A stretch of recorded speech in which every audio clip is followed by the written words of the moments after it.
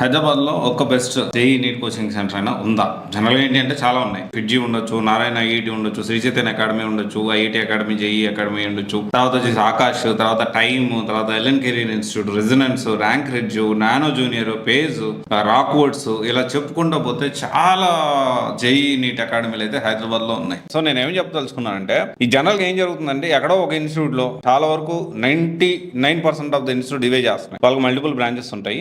ఎక్కడో ఒక బ్రాంచ్ లో మంచి ఫ్యాకల్టీ ఉంటారు, ఆ బ్రాంచ్ లోనే మంచి ఫ్యాకల్టీ ఉంటారు, ఆ బ్రాంచ్ లో మెరిట్ స్టూడెంట్స్ తీసుకుంటారు, ఆ బ్రాంచ్ లోనే వాళ్ళ దగ్గర ఉండి పర్సనల్ అటెన్షన్ ఉంటుంది, బెస్ట్ ఎడ్యుకేషన్ ఉంటుంది, క్వాలిటీ ఎడ్యుకేషన్ ఉంటుంది. సో మంచిగా వాళ్ళని మంచిగా చూసుకొని ఆ ఒక్క క్యాంపస్ నుంచే ర్యాంక్స్ వస్తాయి. మొత్తం మా ఇన్స్టిట్యూట్లో అన్ని ర్యాంక్స్ వచ్చాయని ప్రమోట్ చేసుకుంటూ ఉంటారు. సో నేనేం చెప్పదలుచుకున్నానంటే, మీరు పర్టికులర్గా ఫస్ట్ పాయింట్ ఏంటి అంటే, ఒకవేళ ఆల్రెడీ స్టూడెంట్స్ ఎవరన్నా వీడియో చూస్తే, మీరు ఏ ఇన్స్టిట్యూట్లో హైదరాబాద్లో జేఈ నీట్ కోచింగ్ ఎక్కడ జాయిన్ అయ్యారు, అక్కడ ఎలా ఉంది, దాంట్లో ప్రోస్ ఏంటి, కాన్స్ ఏంటి, బాగుందా బాగలేదా, సో చాలా క్లారిటీగా. బాగలేకపోయినా మీరు ఐఎమ్ ఓపెన్ టు కమెంట్స్, మీరు క్లియర్గా కమెంట్ పెట్టండి, మీరు ఎప్పుడు జాయిన్ అయ్యారు, సో మీకు ఎలా అనిపించింది, సో దానికి సంబంధించిన ఫీడ్బ్యాక్ అనేది. సో ఫర్దర్గా చాలామందికి ఇది హెల్ప్ అవుతుంది. Point number 1. సెకండ్ వచ్చేసి ఏంటి అంటే, బెస్ట్ ఉండగానే చెప్పండి, సో దట్ ఏంటి అంటే సెలెక్ట్ చేసుకోవడానికి ఉంటుంది.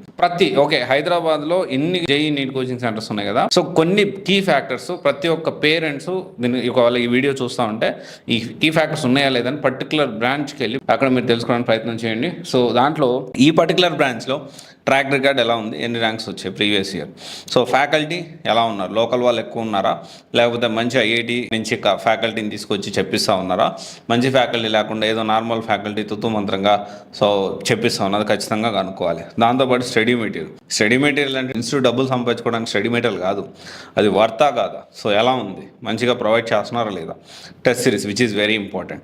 తర్వాత వచ్చేసి బ్యాచ్ సైజ్ వచ్చేసి లిమిటెడ్ బ్యాచ్ సైజ్ ఉండాలి. 120 మంది 150 మంది క్లాస్లో కూర్చుంటే పిల్లలు వెళ్ళడానికి అవ్వదండి. చాలా పేరెంట్స్ అందరూ ఆలోచించాలి. క్యాంపస్ బాగుంది, సో మంచి ఇన్స్టిట్యూట్, మంచి జేఈ నీట్ కోచింగ్ కాదు, లిమిటెడ్ బ్యాచ్, మినిమం 30 నుంచి 50 దాటకూడదు. ఒకవేళ 50 దాటిందంటే ఒక టీచర్ ఎలా హ్యాండిల్ చేస్తారు, అటెన్షన్ ఎలా ఉంటుంది, అసలు ఎవరు వింటున్నారో కూడా తెలియదు. వాళ్ళ పాటికి అలా బోర్డు తిరిగి చెప్పుకొని పోతారు. పిల్లలు వీళ్ళ పాటికి ఈయనవాడు వింటాడు, ఎన్నోడు అట్లా కాదు కదా.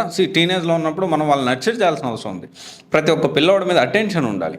తర్వాత వచ్చేసి ఇన్ఫ్రాస్ట్రక్చర్ చాలా ఇంపార్టెంట్. చాలామంది ఇన్ఫ్రాస్ట్రక్చర్ అనేది ఒక ప్లే గ్రౌండ్ ఉండదు, ఒక కనీసం నీట్నెస్ ఉండదు. హాస్టల్లో ఎట్లా పడితే అట్లా ఉంచుతారు. ఎప్పుడో ఒకసారి 2 రోజులకు ఒకసారి 3 రోజులకు ఒకసారి వాష్రూమ్స్ క్లీన్ చేస్తారు. అట్లా కాకుండా రెగ్యులర్ బేసిస్లో నీట్నెస్ మెయింటైన్ చేస్తున్నారా లేదా, విచ్ ఈస్ వెరీ ఇంపార్టెంట్. తర్వాత test series, this is also very important. Test series ఎలా ఉంది, టెస్ట్ సిరీస్ మంచిగా కండక్ట్ చేస్తున్నారా లేదా. తర్వాత డౌట్స్ క్లియరెన్స్ మెకానిజం ఉందా లేదా, ఒక పిల్లవాడికి డౌట్ వస్తే క్లియర్ చేసేవానికి అసలు కనీసం అవైలబిలిటీ ఎవరు ఉంటున్నారు. దీంతో పాటు పర్సనల్ అటెన్షన్ అనేది చాలా ఇంపార్టెంట్.